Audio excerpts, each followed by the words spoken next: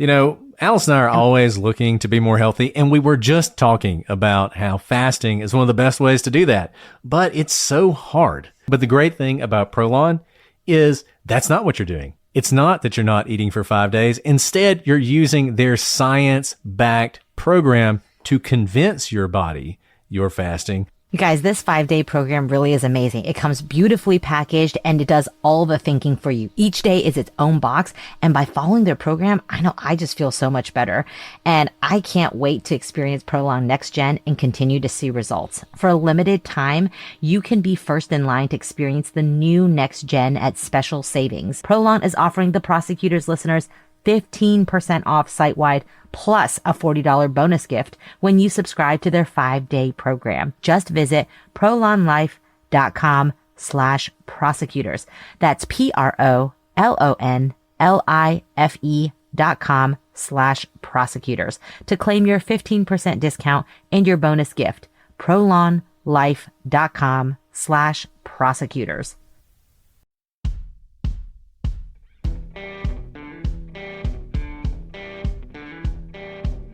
I'm Brett. And I'm Alice. And we are the Prosecutors.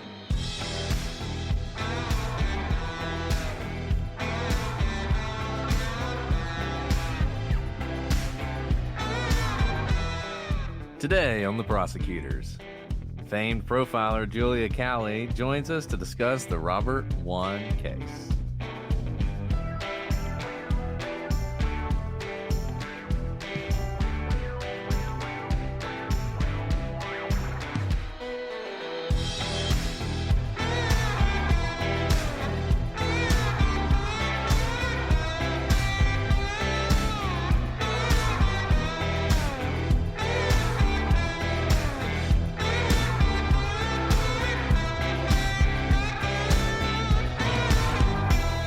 Hello, everybody, and welcome to this episode of The Prosecutors. I'm Brett, and I'm joined, as always, by my mind-hunting co-host, Alice. Hi, Brett. I wish that descriptor was for me, but I think we all know who the real mind hunter is, and thank goodness it's not me. It is a former special agent, FBI agent, Julia Cowley, one of the best profilers and host of the Consult podcast. If y'all aren't listening to it, you are missing out. She is here today to share her experience and insights on one of the most mind-boggling cases I think we have covered. Julia, thank you so much for being here with us.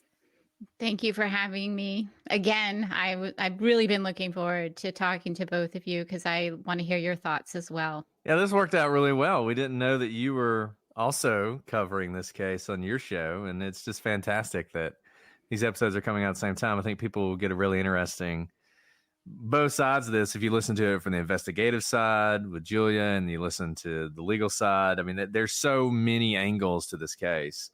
It's really sort of bottomless how long you could talk about this if you wanted to. And, that's a great point, Brett. And I hope maybe with the documentary, kind of all these different angles we're looking at, and there are not enough angles because obviously this is still, no one is held accountable yet for Robert's death. And so there's still an opportunity to quote unquote solve this case, bring justice to Robert and his loved ones.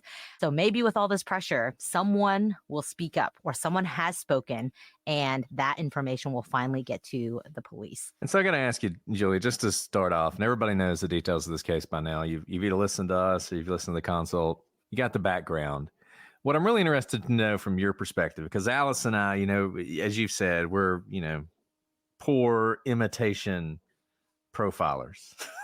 But we often are doing that kind of stuff when we talk about these cases. And one of the things that came up in this case, and it comes up in a lot of cases, and I would just be interested in your thoughts, both in general and specifically here.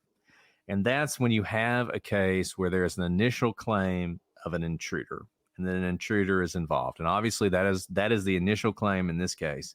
From the 911 call, someone has come in and killed someone in the house. How do you look at those claims? And in this case in particular, what were you looking for when you were trying to decide whether or not this seemed like an intruder case or not? The first thing I looked for was the evidence of an intruder because, as you know, something like this, somebody getting murdered in their own home, typically it's not an intruder. So what was the evidence? And I think a big misconception in this case is that the Metropolitan Police Department didn't do a thorough job or a good job processing the crime scene. I think that's a little bit of a misconception because of the use of the Ashley's reagent.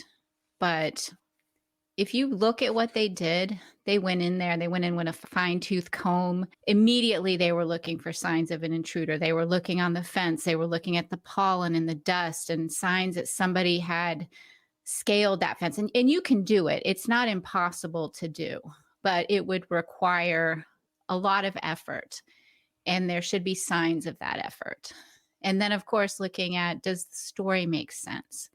What would have to happen for it to be true? So looking at it as if it were true.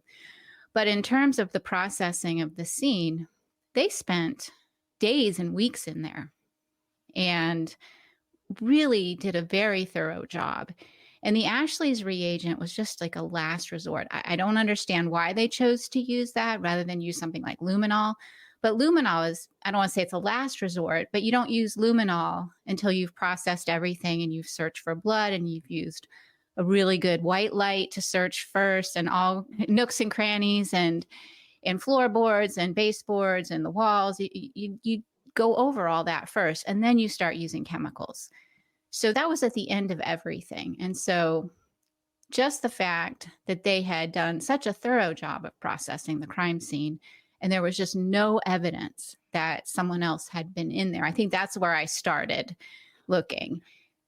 How significant is it to you, the idea that the killer would not bring their own weapon? Is that, we always say that seems unusual to us. Is it unusual, or do you see that in more cases than people might expect? You don't see that. You see that in cases where it's not necessarily planned to kill somebody. So if someone's grabbing a weapon from the home, typically you're thinking this likely wasn't planned, because if it's planned, you're going to bring a weapon. You're going to bring gloves. You're going to maybe wear a mask and hide your identity. So it would be unusual for something that would be planned. And the timing would be unusual. It would be unusual to go in if the intent was to burglarize a home. That's not the time you would necessarily go in when you know people are home. So, I mean, that's a little bit unusual as well. And then, of course, I mean, adding to that hypothetical of what you see as regular, obviously the murder happened on the second floor and a lot of valuables were passed along the way, but the supposed murder weapon was from the first floor. So in my mind, it would be the killer came in to kill, which is why they picked up the knife, but because they picked up no valuables along the way, no TVs, no wallets, no phones, no laptops. I mean, is that, when you first see that set of facts, what's the most stark fact that jumps out at you, and where do you even begin your investigation to break down that scene? Well, I think what jumps out at me is the door chime first. Who's going to go in and the door chime goes off and they're still so motivated to continue to go up the stairs past Dylan's room, go into the next room and stab and kill somebody. That's a huge risk that somebody that's not familiar with the home. So that jumped out at me. And then, of course, like, as you point out, Alice, not taking anything, even if somebody goes in, we've seen this so many times, somebody's intention is to murder or its intention is to commit a sexual murder. Oftentimes they do take things. They're opportunists, so they grab things on the way out. We see that all the time in cases. And the fact that nothing at all was taken is unusual.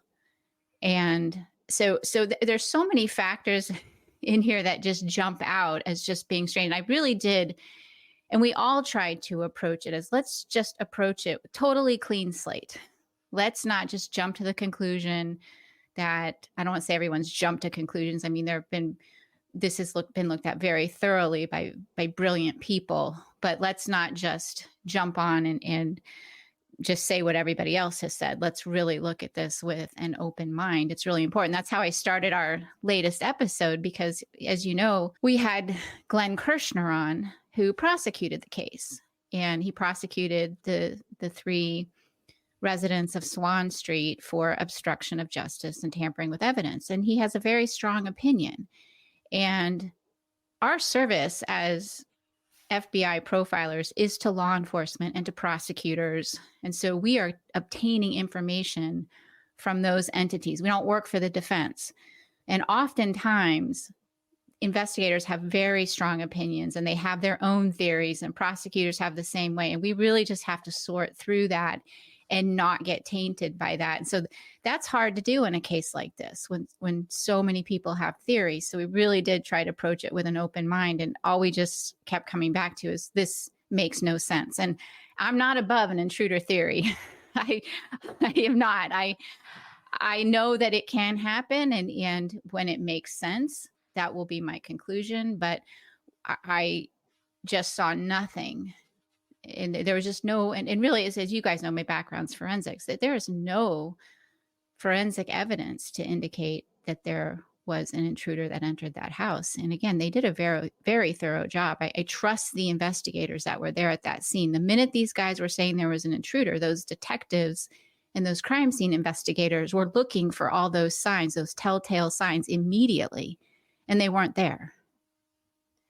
I mean, kind of along those lines, I don't think we explored this question in our episodes, but as a profiler, what do you make of the fact that the killing, at least what it appeared to be, was by knife, stabbing in the chest specifically, rather than, say, strangulation, gun, any other way you may be able to kill someone? Again, that's assuming at the very least we know there are stab wounds. There may be other methods of death, but I'm curious to think whether it's an intruder or another person, what that says to you about the type of person who's able to commit this very close personal type of crime. I think there's sort of levels, and in my mind, I kind of break it into levels where it's something like a beating and a strangulation is the most personal.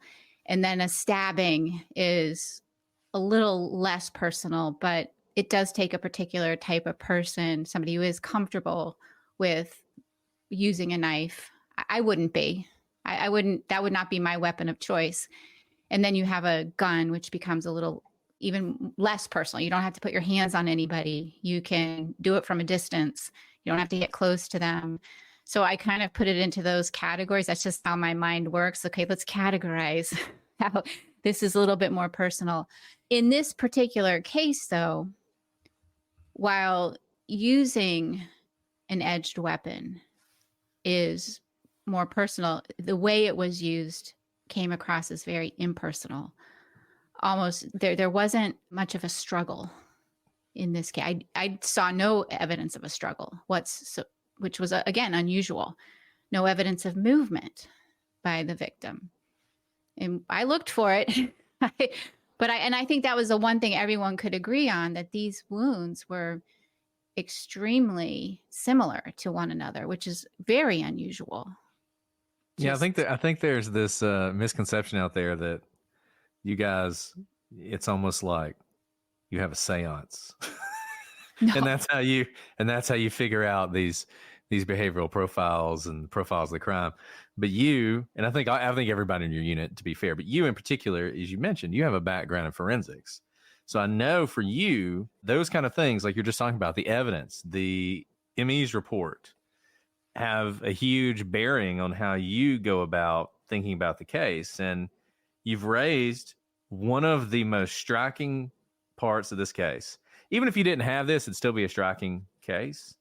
But the way the stab wounds, I mean, just their dimensions and how deep they are is important. The angle is important. The fact that there's no sign of struggle is important.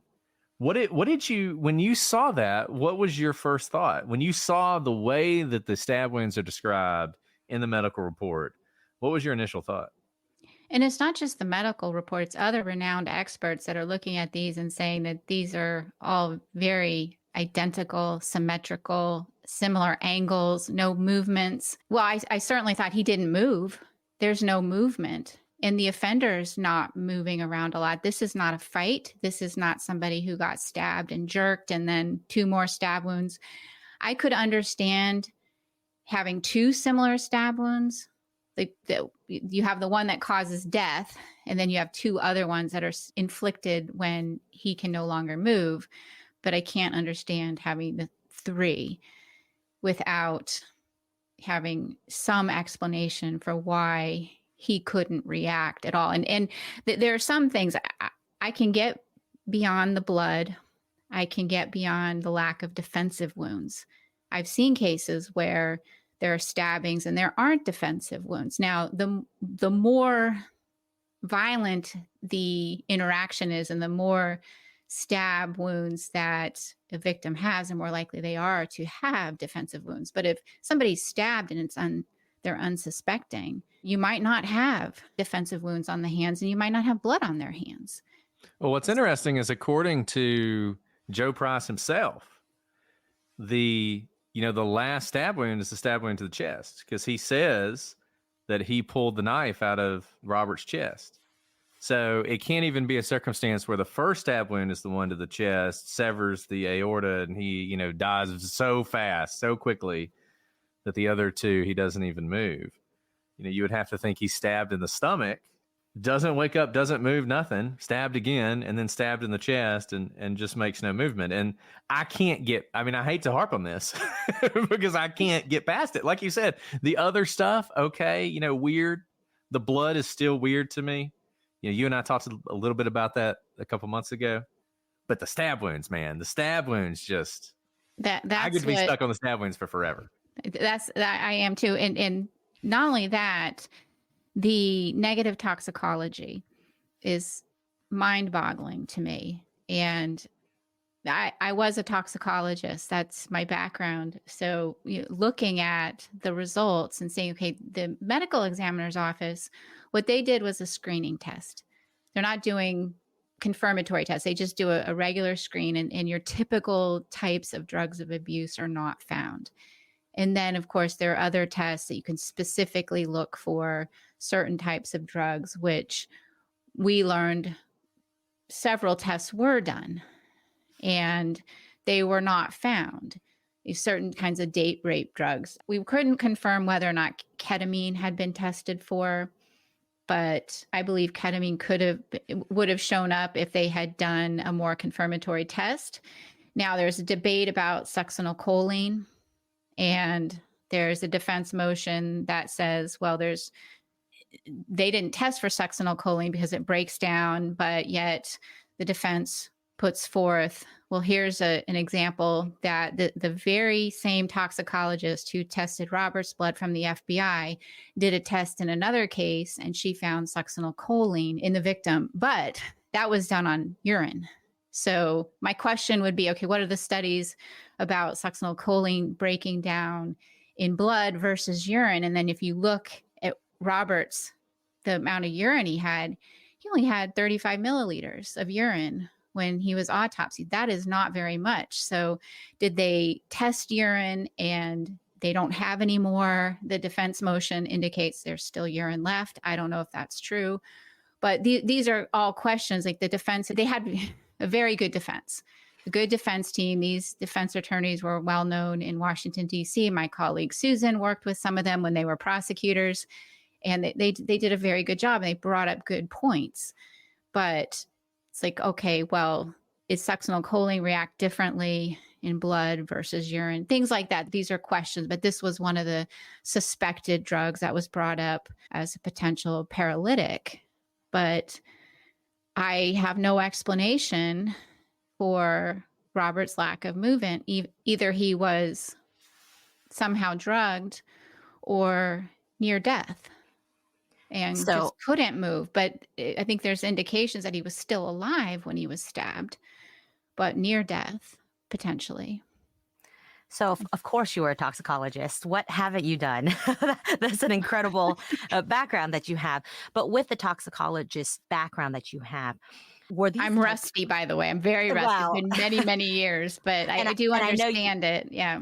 Yeah, and I know you've looked at the toxicology reports and the screens in this case. Were there any, obviously you can't test for everything, or they didn't test for everything here. Were there any potential paralytics or other type of drug that could have rendered him, unable to respond to these stab wounds in looking at the screens that were done that were not tested for, that jump out at you based on drugs you've seen used in the past. One of them, of course, being the succinylcholine that we just talked about. Have you ever seen that in another case? Or is there another drug that you've seen, you know what, this has shown up in another one of my cases that did render someone unable to move, unable to respond, what have you, that wasn't part of his screen?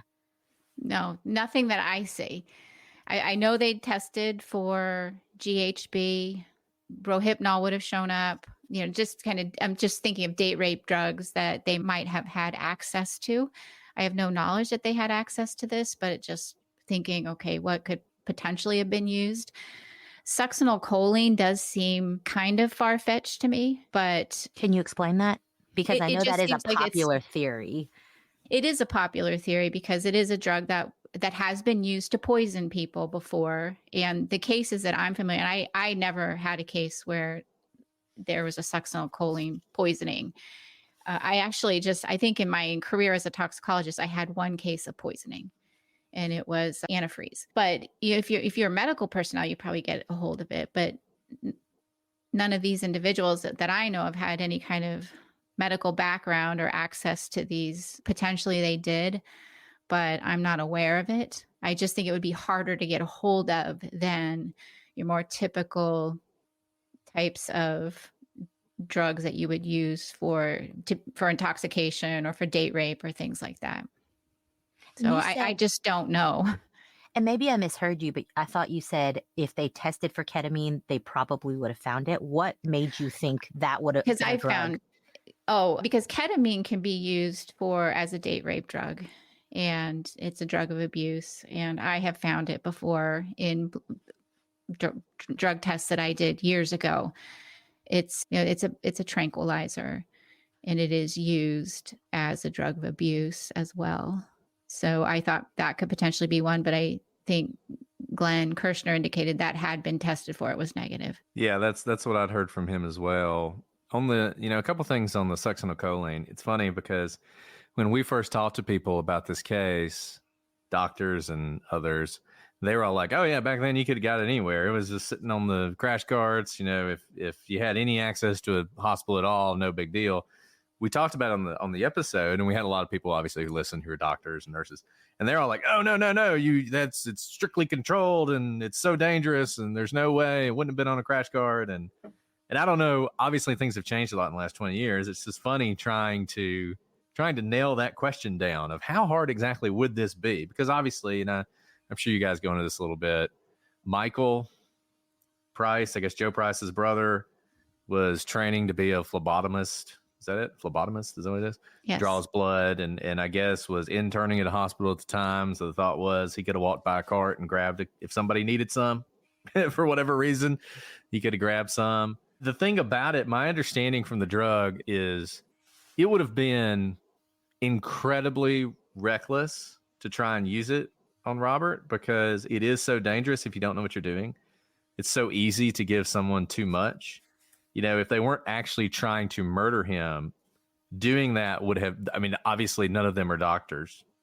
So they wouldn't necessarily know that. Maybe they just thought, oh, we can do this and he'll be paralyzed and whatever happens, happens. And he won't remember anything, even though apparently he would. But once again, they didn't necessarily know that. It is frustrating to have a question like this hanging out there because you just feel like it should be easy to answer, but it's not. And the other thing that doesn't seem to be easy to answer that goes along with this is the number of puncture wounds that are unaccounted for. So, I've heard Glenn say, oh, well, they could account for a couple of them, but the vast majority they couldn't. But then if you read the opinion that the judge handed down, she accounts for the vast majority of them through some sort of medical intervention. Not all of them, but the vast majority of them. Then if you go back and you look at the testimony, it seems like most of the doctors and everybody else who testified couldn't really rule out or rule in most of the puncture wounds. And when you looked at the record, what were your thoughts on the puncture wounds? Can you identify a puncture wound that could have been the way this was administered? No. They all looked to me like medical intervention. They're all places commonly used. I talked to an emergency room nurse about this, and so that's common. But like you said, talking with Glenn, he said only one puncture wound could be accounted for. And then, as you said, Brett, looking at the opinion, there were a few more. So I was wondering, okay, when somebody would administer a drug like this, where would they have administered it? would there have been a secret place they would have administered it so that a puncture wound wouldn't be evident at any point in time? Like, let's say they didn't intend to kill Robert. Robert wakes up. He's like, what is this on my arm? So you might want to try to put it somewhere where it wouldn't be noticed. That was one of the questions I had trying to go through this. But I think where I came down to is I don't think it was administered with a needle. I think if he was drugged, he ingested it with water or something. Like when they talk about standing around drinking water, and that was the conclusion I lean toward. But I don't rule out the reason why I rule out the evidence of the injection is there's no evidence found. And you go back and they had so little time really to hide things, clean things up. They really didn't have much time. Even if we're very generous with the time, they didn't have a lot of time. And going back to how thorough the search was, and they did go up and down the alley, searching the dumpsters and garbage cans. That was all done. Nothing was found. So I lean toward potentially ingesting something when he first got there that was given to him. And then the other theory is that something happened and he was near death and they stabbed him at that point. But that could be because he ingested something. But I know my other colleagues on our show, they're convinced he ingested something or was drugged. Did you know that parents rank financial literacy as the #1 most difficult life skill to teach? Meet Greenlight, the debit card and money app for families. With Greenlight, you can send money to kids quickly, set up chores, automate allowance, and keep an eye on your kids' spending with real-time notifications.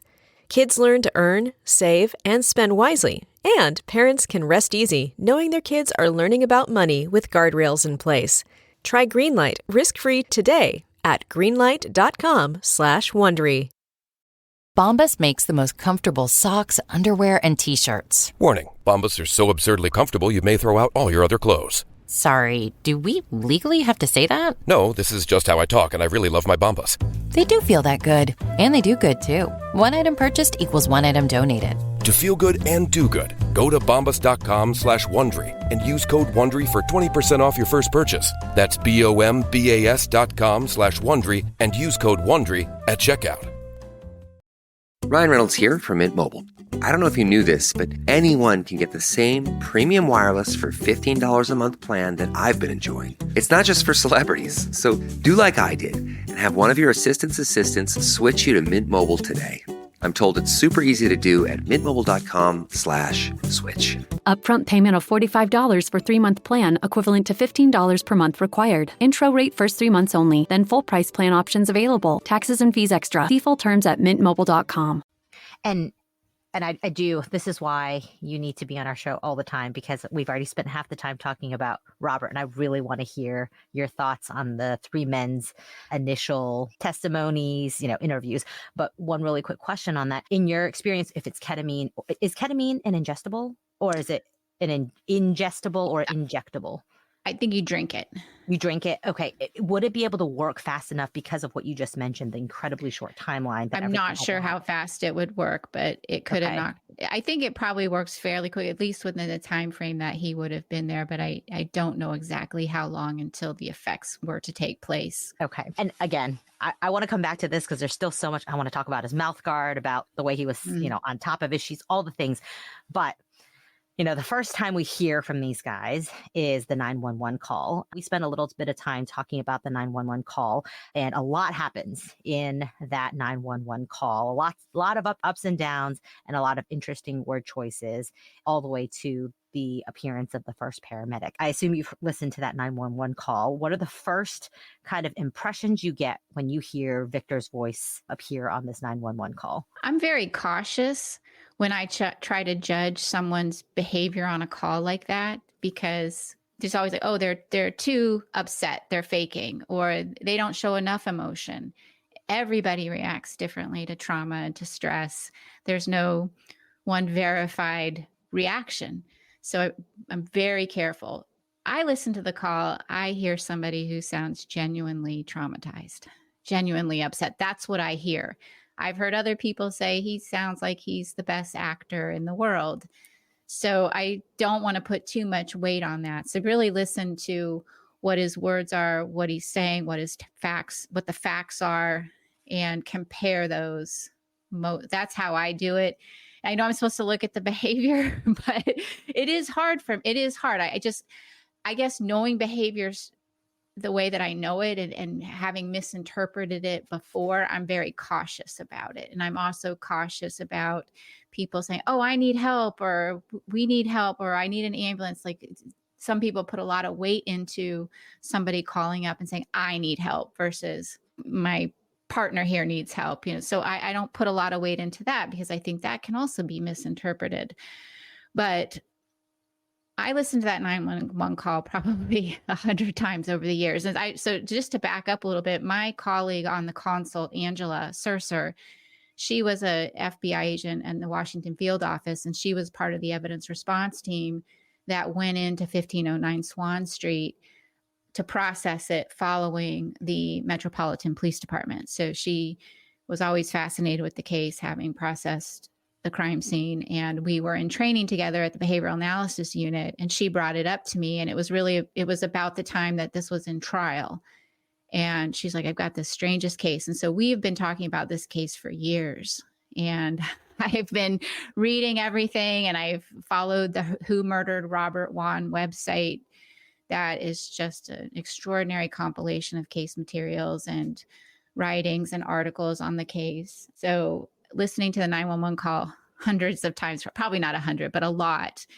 And I zero in on the very beginning of the call where he says, somebody's been stabbed. We think somebody's been stabbed. Somebody's been stabbed in the stomach. That's the first thing that he says. And then if you listen to their interviews, the interview that both Joe and Victor give, they're consistent. They say they wake up.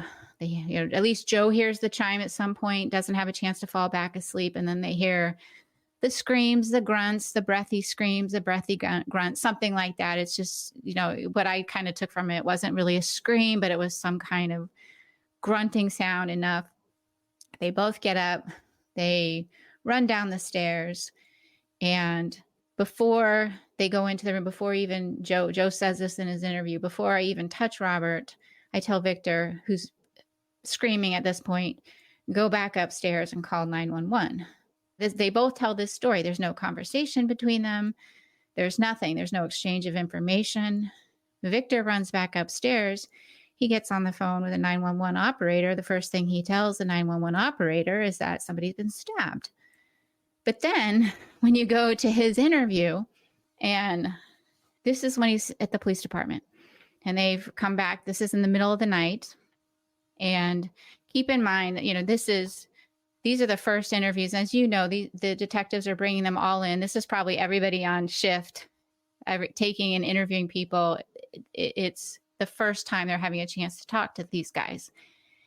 And what Victor says is, I told her that I thought somebody had broken into the house, that I thought somebody was injured, but I didn't at that time know what was happening. This is what he tells the detective.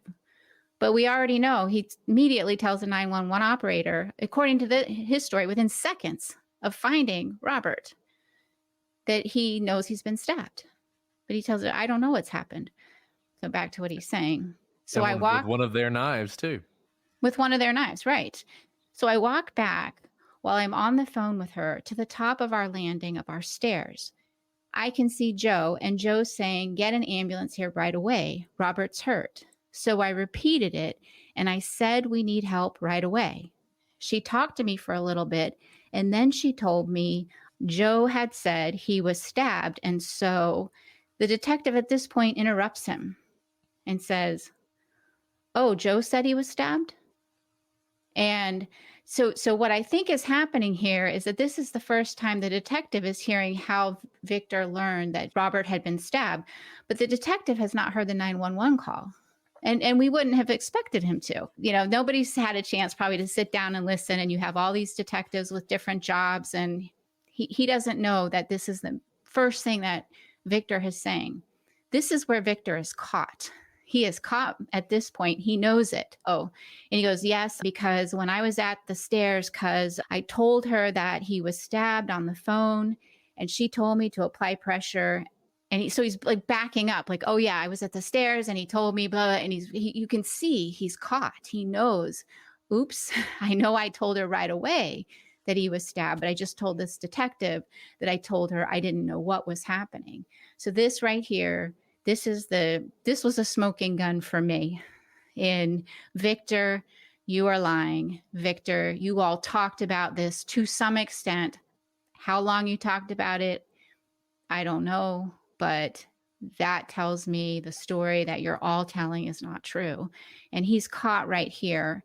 And the detective, of course, doesn't realize it because he hadn't heard the 911 call. And again, you wouldn't have expected him to have sit and listen and analyze it. But if you listen to the call and if you watch Victor's interview and you see that moment where he gets caught and a little tripped up and he realizes, because when I was on the stairs, he told me, that doesn't come out in any of their stories, because that's the part they're leaving out is the discussion about, hey, Robert's been stabbed. They leave that out because they know when they discussed it, it was prior to the call. That's what I think. Yeah, and it's interesting too, because you mentioned Victor screaming and Victor sort of saying that he screamed. And then you've got the next door neighbor who says they heard a scream, a high-pitched scream, almost certainly Victor's scream. But they didn't hear it at 11:49 or 11:45 right before the 911 call. They heard it between 11 and 11:30, which was much earlier, which completely throws their timeline off. And just one question, did they consult with the behavioral analysis unit on this case? No. That's surprising to me. I don't know why they wouldn't do that. Yeah. I mean, that's not a normal thing for departments to do. Well, they're the FBI, though. I mean, they're in the U.S. Attorney's Office. I would have thought that they would have called you guys up. Yeah, not to my knowledge. So, Yeah, I mean, you've been talking about this for 5 minutes, and you've time. already got evidence together on what's wrong with Victor here. So, well, I mean, that just jumps out at me, because how can he have that information? And it's not just about, like, you could kind of give him the benefit of the doubt and say, oh, he just left that part out. But when you see him stumble and you know he's been caught, you see that and you're like, okay, you're not telling the truth here. And why aren't you? And I'm not saying that I believe Victor was involved in killing him, but he knows when he's making the 911 call, and he knows when he's talking to the detective, he's not telling them the truth of what happened. He's not. And there's a reason for that. What's that reason? So, Victor, what really happened? That's my question. we talked about this on our episode. Were you surprised that when the time came to sort of, and they talk about this in the documentary, to arrest somebody and see if they could break somebody and get them to flip on the other two, they chose Dylan and not Victor? Yes, I would have chosen Victor for this very reason. And not only that, because I think he's also seems to be the least culpable. And I think that's why I think, we had mentioned this, that I think they went after Dylan because they thought he was the most culpable. I believe that prosecution team and those detectives believe that Dylan is the one that did the killing, and they're most likely. But I think Victor probably was the most emotionally fragile. So take advantage of that and say, hey, we know you're not the one who did this, but you are lying. And we know you're lying. Explain this.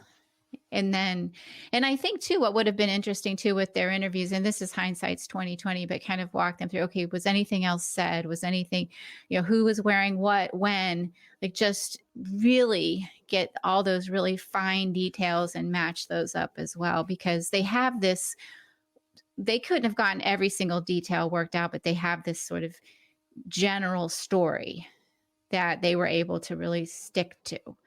And all the little details in that story were never drawn out to show, okay, where are the discrepancies?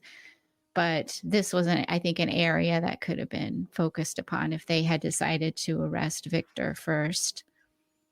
That's a great point because, if Dylan is the most culpable in their minds and that's why they went with him first, you and I know from our experience, we typically try to work our way up the chain. The ones with like the least to lose, we try to get them to flip above and above, but like we typically don't go to the top of the pyramid first, which is why I was surprised by that choice to go with Dylan first. But with that in mind, there's been a lot said about the interaction of the three men, even within that first night, where it appeared that Joe Price was the leader of the pack or the one who spoke most, or maybe perhaps with a look tried to silence the others. That's been said a lot by other people, but I'm really curious to hear your thoughts on the interaction of those three at the very beginning, before the investigators really know much about them. And then as you've learned more about their relationship with each other and the interaction of the three of them and how that may factor into your theory or profile of what happened here. Yeah, I would love to hear that. Mm-hmm. I think their dynamic that night really set the tone for what was going on in their relationship before and after. Joe was the head of the family, and Victor worshiped Joe and would have done anything for him. And Joe was enamored with Dylan in a way. And Dylan, as we learned, was starting to pull away from Joe. But my thought on that was perhaps he was manipulating Joe and saying, well, I might find somebody else, or I'm not as interested, to keep Joe's attention on him, because that was working. Joe was like, what can I do? What can I do for you? I don't want to lose you. I know we're losing the spice in our relationship. So Joe was really trying to cling on to Dylan. But what we learned, and I don't know if this was brought up in the documentary or if you brought this up on your show, but at one point Dylan had told their neighbor, the woman who lived in the basement, who was actually very close with Victor, that he planned to replace Victor at some point, that he wanted to take Victor's place, something along those. I'm paraphrasing what he had told this woman, and she had provided that information to the police. So that was interesting to me. So I wondered if Dylan was feeling that way, like, I want to take Victor's spot. Was this a way that he was trying to manipulate Joe? And, then you have like kind of Joe and Dylan with their own relationship, and Victor really just wanting to have a relationship, a family, like a real family, raise kids, be with Joe. And I think he was very much trying to please Joe by being accepting of Dylan. There's no indication that I could see that Victor and Dylan were fighting or had any issues with each other, but it really did seem like it was Joe and Dylan, and then Joe and Victor, and they would do things kind of behind Victor's back. And obviously they're not even just three random friends. There's obviously a lot closer of a relationship. But when you typically have three people involved in any sort of a conspiracy, any sort of a plan, whether it has illicit purposes or not, it's really difficult to keep that a secret. So far, it seems like in this trio, whether they are at fault or not, they know more than they have let on. But it seems that they have not been able to be cracked. And I thought that was a really interesting point you made, that, we've heard over and over, they got their story straight really quickly. They have all stood in line. No one's broken ranks. It is an airtight story. But part of it is that in reading the reports, you kind of put your finger on it. Yes, the broad story seems to all be in line, but, the devil's in the details. And so do you think that was a lost opportunity? Is that opportunity still there? How tight is their story together? And how is it possible that after all these years, three men's stories continue to align and no one's broken ranks or spoken to a fourth person, and that person has then told someone else? It just seems very strange that there has been this cone of silence for so long when not two people, but three people are involved. Likely because there's been no pressure. Not a lot of pressure. I mean, there's podcasts about them, there's shows about them, but there's there's nothing putting pressure on them. Really, what benefit do they get other than maybe clear their conscience? But there's really no benefit to any of them talking. That's how I would look at it. Like, what's it going to do for me other than somebody wanting to clear their conscience? Or So what kind of pressure? I mean, you're bringing the pressure now. What kind of pressure? Because they were sued both civilly as well as with not a murder charge, but a conspiracy charge, tampering with evidence. So, it's kind of to be a little more explicit, what type of pressure will work? Because I think to a lot of people, they'll think, well, there was pressure. There were lawsuits. They probably had to pay millions of dollars, certainly in legal fees at least. What else is there that wasn't applied back then that could make them crack? I don't know. Additional evidence, potentially. Somebody having a difficult time living with what happened, or a fracture in a relationship where somebody is like, I've held to this secret for you, and I can't do it anymore because it's not good for me. That's the only thing I can think of, like the pressure of somebody's conscience getting to them and realizing that perhaps the other person and this lie and keeping this secret of a murder and not providing Robert's friends and family with the answers just become too much for that person. It will take a lot of courage for somebody to come forward now. And if they do come forward, their whole life is upended again. That will be very tough to do. Has to be something very motivating to do that. So with the knowledge that by the time this becomes public, your coverage will, if not be complete, will be close. You guys are doing what, 8 episodes on this? Am I making that up? I think so. No, you're not making that up. We haven't finished editing. We have everything recorded and it's several hours. And so we're editing things down a little bit. So, and you're releasing these every week, right? So we're going to, just because I didn't want 2 weeks for your episodes, but this time. I didn't want it to drag out for too long because it's really in depth. We spend a lot of time, and it's kind of we don't know anything about that. We'd never do that. Well, it's kind of, you have to judge, like, okay, how much do I want in there? Because we want it to be very authentic. I mean, we sit there and we debate and we talk behavior, and I want it to be like, I really do want it to be like people are in the room with us at the FBI, but there's also, you have to factor in, this is also entertaining, like entertainment. You have to make it like not too boring where people fall asleep. So you have to be, I don't want to leave out something that could be important to somebody, a listener. It's like, oh, why'd you leave that out? That could have been important to me to try to make my own decisions. So it's a judgment call. But at this point, maybe 8 episodes, I think, just based on the hours we recorded. It's worth 8. But so for the 130 of our closest friends who are here with us right now, and for everyone who will be listening in several weeks when this comes out, why don't you just go ahead and tell us what happened? We've all been wondering. The expert is here. Tell us what happened that night. We're on pins and needles. Oh, dear. I'm going to be honest. I don't know exactly what happened, but I will tell you what my theory is. My colleagues have theories.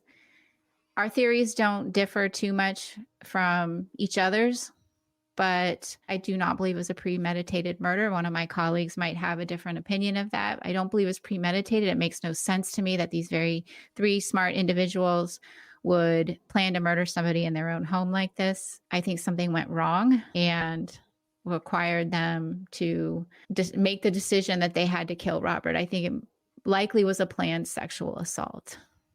And I can't say for certain that Robert was sexually assaulted. I know that evidence has been presented that potentially he was. I'm not convinced of that because of the lab tests and some of the things the defense put forward. I think it's questionable. I think some of that evidence could have just been, muscle relaxation. And that's how that got there. The lack of blood. I don't think that there was a big cleanup. And the evidence just isn't there. And we debated, was he somehow killed on a tarp or in a baby pool or something, but just the amount of time to clean up and then just the logistics. Okay, let's say he was killed on a tarp or a baby pole. They got to dispose of that somewhere. Again, that would it spill? They'd find it in a dumpster somewhere. There's just, so I do side kind of with some of the defense theory that there just wasn't a lot of blood. He was killed and likely suffered from what they call the acute cardiac tamponade, where the blood just, the liquid just surrounds the heart and stops bleeding. That's likely what happened when he was stabbed in the aorta, in my opinion, because the evidence just doesn't support that this was a big bloody crime scene. Now, most of the crime scenes I've been to that involve stabbings, there is a lot of blood. And that's what's so baffling, I think. But, I think the intruder theory, they were trying to stick as close to what happened as they can. And so I think he somehow was immobilized. They thought maybe he was even dying and they stabbed him. I think the stabs were not, this is not the kind of stab where somebody is just wielding that knife with a full force of just, up and down, where there's blood spatter on the walls and the ceiling. That just didn't happen here. I think it was stabbed into him and with probably great force, but great care, and almost like maybe, or just like they want to be really careful to prevent getting blood on themselves or blood on. That's how I envisioned it happening. And then, then the cover up starts.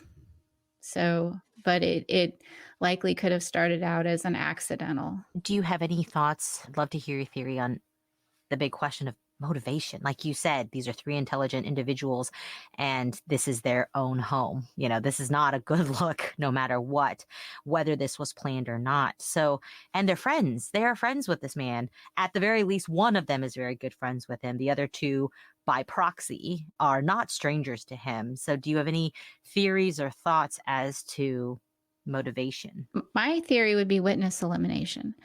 So I tend to believe this was likely a planned sexual assault, not a planned homicide.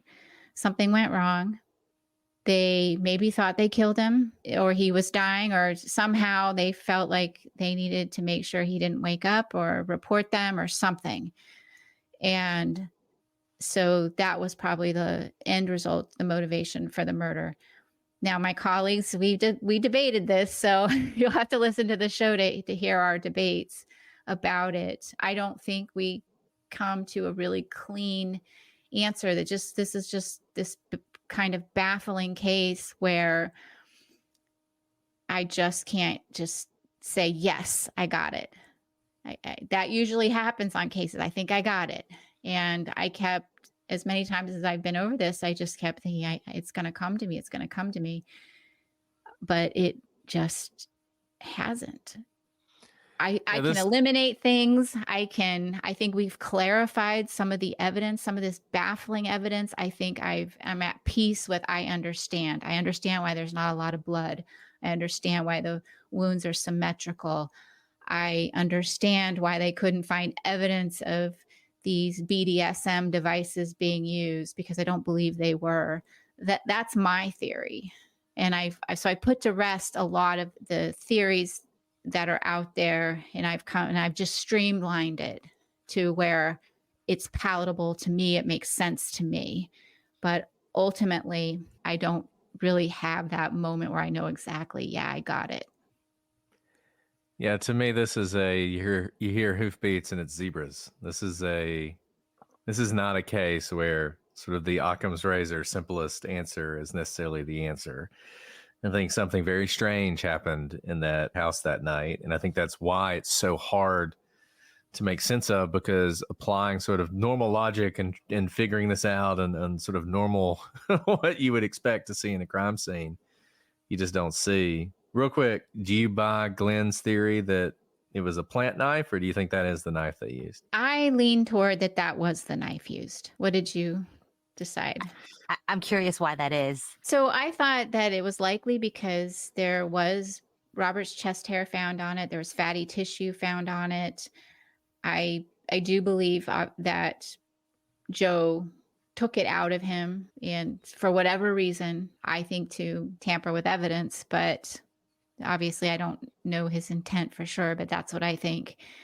And What I do find is this ridiculous story, though, that just keeps coming back about this cutlery set where it's missing the small, which I believe was like maybe a paring knife of some sort. Oh, my mom took it out of there. And it's just such a bizarre story. So I'm not 100% that that's the knife, but I do lean toward the knife found was likely the murder weapon. What about you?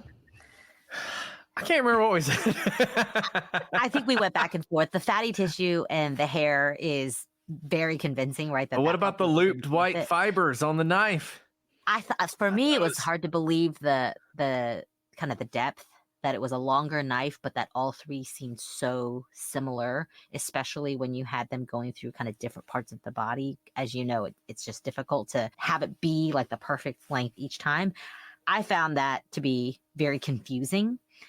Look, everything about those stab wounds were confusing. So that's just one of the many things that are confusing, especially with such slow precision that the person could have used. It is possible that they could have known where to stop or made sure that they stopped before their hand ever touched the body so as not to transfer any DNA, for example. Mm-hmm. Well, it was something that I think factored into my thought process, and that is that if this had been a violent struggle and you had these three wounds I would lean toward it's got to be the other knife.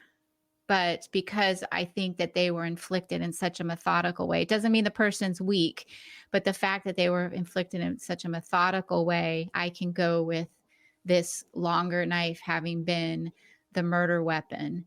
The thing that makes me think it was that knife is I agree with you that I think they decided to stab him. I don't think, Joe walked in on Dylan stabbing him with a paring knife. I don't think that happened. I think they decided, and by they, personally, I think it's Joe and Dylan decided to do this, and possibly Victor is the one who walked in on it. And I think they would have picked the knife from downstairs to make it look like an intruder. So they probably just went and did that. And, like you said, because the stab wounds are as much meant to indicate an intruder as to kill, I can see it being sort of a more even thing. And the other thing that I think is interesting, we talked about this a lot on our show, I don't know if you guys addressed it, but the angle of the blade, the way that, the sharp end of the knife is pointed towards the 11 o'clock on the dial, and the dull is pointed towards the 4 o'clock. That means whoever did it from the left side of the bed, I would think, unless they were holding the knife in a really unusual way, which is even more of an indication of sort of a decision. Like they're standing over there and they decide to do it, and they do it from that side. And that's why it's from that angle, which is not what you'd expect. For instance, if an intruder just walked in and stabbed him, he would stab him from the right side of the bed, the side of the bed facing the door. So I think probably the paring knife is a red herring. I think Mom's story about keeping it struck me as strange as it struck you. So yeah, maybe, but I didn't buy it. I didn't buy any of that, but it could be as simple as people lying just because they lie because she's like, wow, that's not good for him. He maybe lost it. It's very possible that she is lying, but not because it's the murder weapon, right? We talk about this all the time. Mama can lie just to say, well, we got to give him a story, but it may not even be the murder weapon. That's right. People lie all the time, and you think, aha, I got him. And then you're like, oh, it's this impression management or something. They're just lying to lie, or make themselves look better to protect somebody because they think they have to, and it really just makes things worse. But yeah, I lean toward that. I mean, I leaned.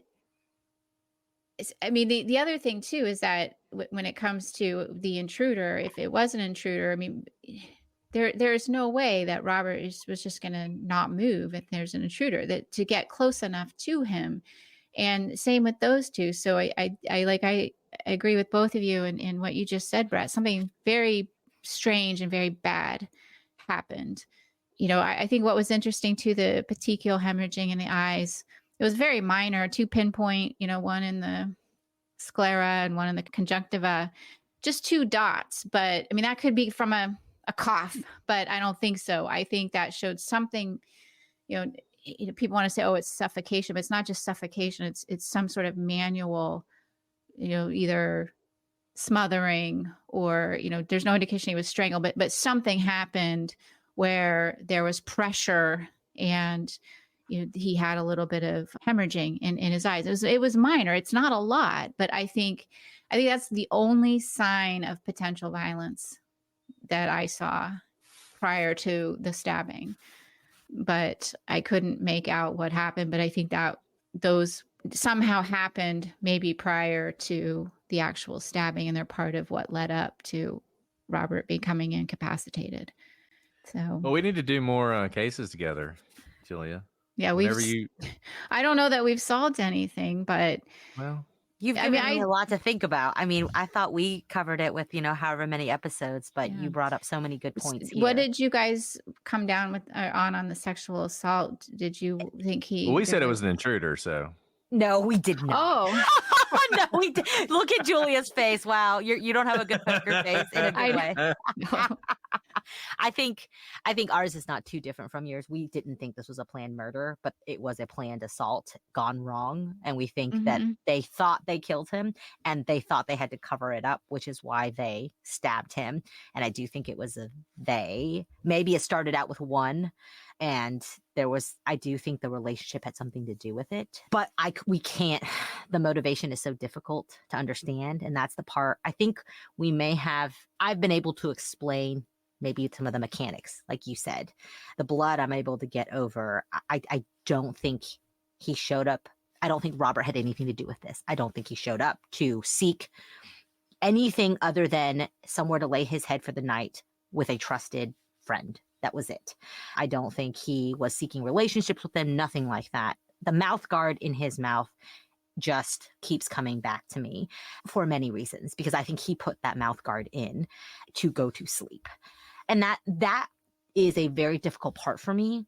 How I believe he was drugged. However he was drugged, he was in a place that was sentient enough to do what he normally does, which is to put the mouth guard in.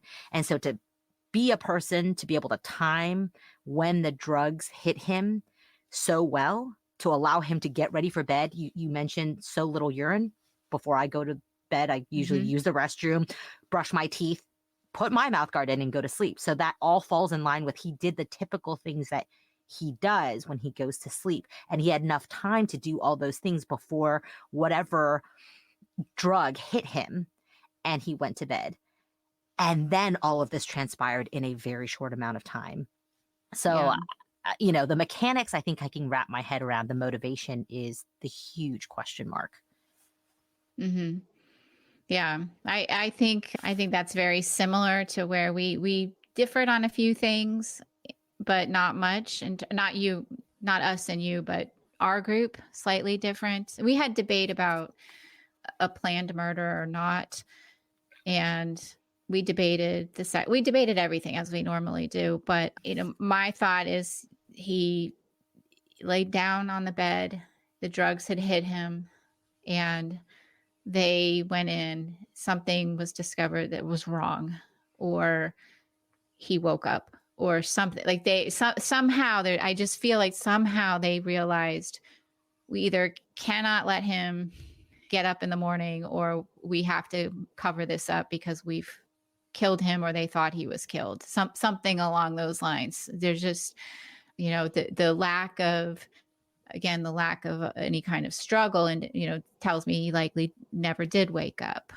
And, the sexual assault part, I don't think that they accomplished that.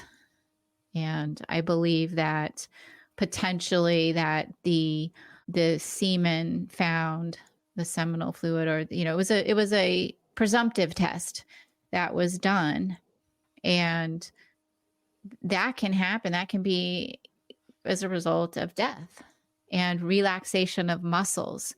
And so there's confusion in the documents that I have. And I think I even looked for the FBI report, but they're not going to send it to me. It's still an open case, but there's no indication that sperm was found. And so not knowing if there's a medical reason for that, or he didn't ejaculate. And I don't think he did. So I don't think that the sexual assault took place as what was put forward. So I think that's also where I differ with some of the popular theories as well. I think it was much more, like I said, streamlined. as to what happened. That's what the evidence suggests to me, is just more streamlined, looking at it kind of at the simplest terms, but still very, very complex, and trying to understand the motivation. And having seen people killed for very minor reasons, I feel like I can understand any kind of motive with these individuals. Yeah, I think there's a few things people get hung up on. When we see this and we over recover it, and I think you put your finger on it. I think it was a planned sexual assault, whether it ever happened or not. And it's possible, like you said, that test was a red herring. That happens. Apparently, it happens quite often. It to me, it just doesn't matter. To me, the thing that I always go back to is the stab wounds and the uniformity thereof. And I just don't think you would have that if he had not been incapacitated in some way. And I don't think these three men would have incapacitated him to murder him. I don't think they were planning on killing him that night. And if they were planning on killing him, I think the evidence would have been different. I mean, they would have killed him, but you would have seen sort of evidence of a struggle. Frankly, it would have looked more like an intruder if they had been planning on killing him. There'd have been more evidence of a struggle and fighting back and everything else. Mm-hmm. So, yeah, I mean, I think we pretty much end up in the same place as you do. But I'm really excited to hear how you get there. Yeah. And it's a long road, and it's great. There's a lot of information that comes forth. We have on the editors of the Who Murdered Robert Wone website. And the reason why I wanted to talk with them is reading through their website. There are just some comments. They would write a blog along the way, and there are comments that they made that I just thought were so intuitive. And I felt that they had a really good understanding of the dynamics between the three individuals. So that's why I brought them in. I really wanted to understand what those relationships were like, what these guys were really like. Even though they didn't know them, they sort of got to know them over all these years of having reported on the case. They were fascinating, and they had so much information about all the different players and really helped us. And it's just a real focus all on behavior. You guys are all legal, but this is all about the behavior and the evidence too. I mean, we discussed the evidence. The evidence helps us inform the behavior. Well, I think what everybody out there should know is we barely scratched the surface in this case. So if you guys are fascinated by it, I know a lot of you are, you need to check out the Consult and listen to their coverage of this case. I think your mind is going to be blown. And I can't wait to hear what you guys think about it. Everybody in the chat wants to know, Julia, if you're coming to CrimeCon or not. Have you made a decision? Sad, sad faces everywhere. I told you, Brett, I was planning on going, but my daughter's graduating high school that week. That's way more important. That is way more important. Congratulations to her. Yes. And I'm sure she will be there at graduation. She's a good student, so she's going to make it. It's not like I can sneak up. Well, if it doesn't work out, you can always come to Nashville. She can come with you. Yeah. So unless she gets really bad senioritis, I need to be there. Yeah. So I'm kind of sad. I was preparing to go because I've always been reluctant to go to something like that because it's a lot for me. It is a lot. It's a lot for anybody. Yeah. Even though I have a podcast, it might not seem like I'm an introverted person, but I am.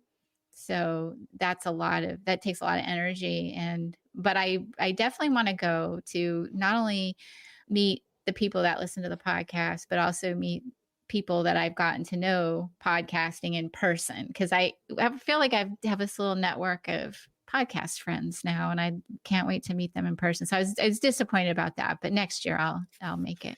Well, next year it'll be in September, so no, it'll be graduating. You may have to be getting people off to college. I don't know, but I guess it'll be she'll. But yeah, they'll hopefully both my kids will be in college. So yeah, so hopefully they'll both be going back. There you go. Great. There you go. Julia, thank you so much. As always, whenever you come on the show, I know that, our listeners gain so much insight. I know I do. And we just so appreciate what you're doing in the podcast space. And for these cases, like you said, this case, there's still hope.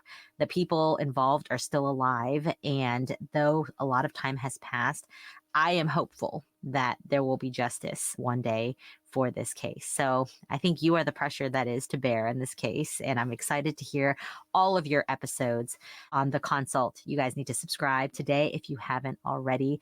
And already I can see people in the chat asking you to come back for all of our future cases, which we will have you on anytime you want to be on with us. So thank you, Julia, for taking the time today. Thank you for having me again.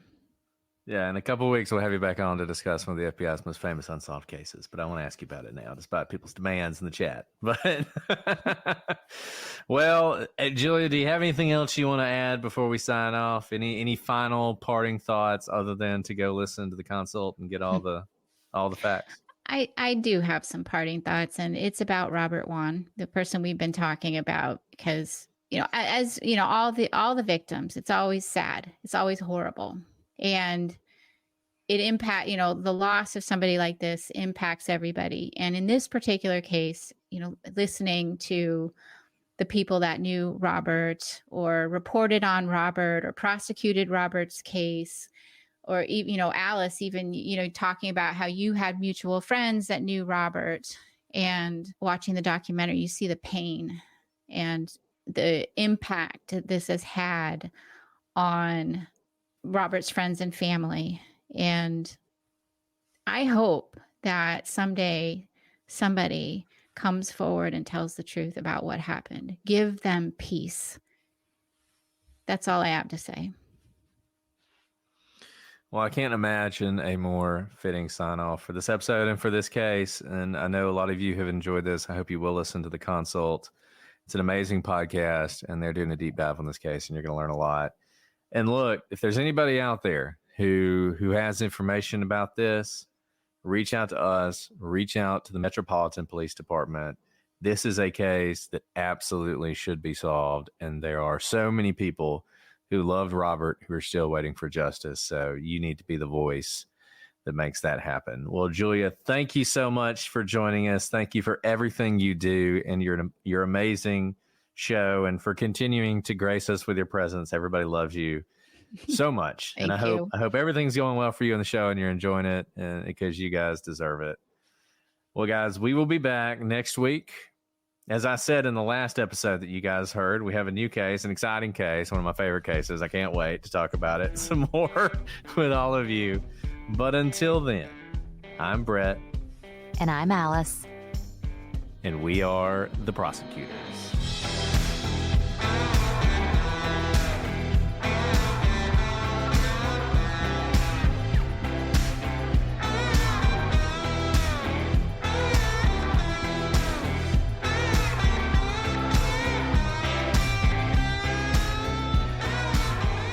Yesterday, my daughter, who was supposed to be taking a nap, gets up from her nap and comes in to the living room where my wife is working and says, "Mommy, I just have one question.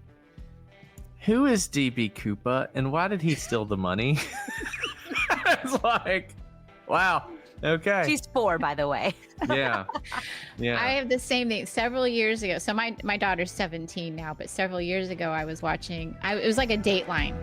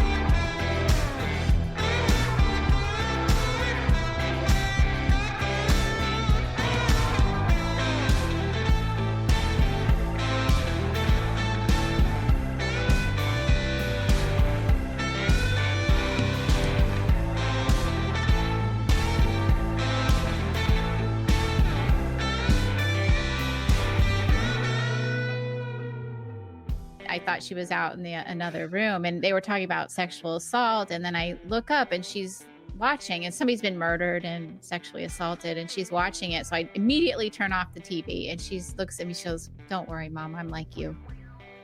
That's exactly what she said. I'm like you.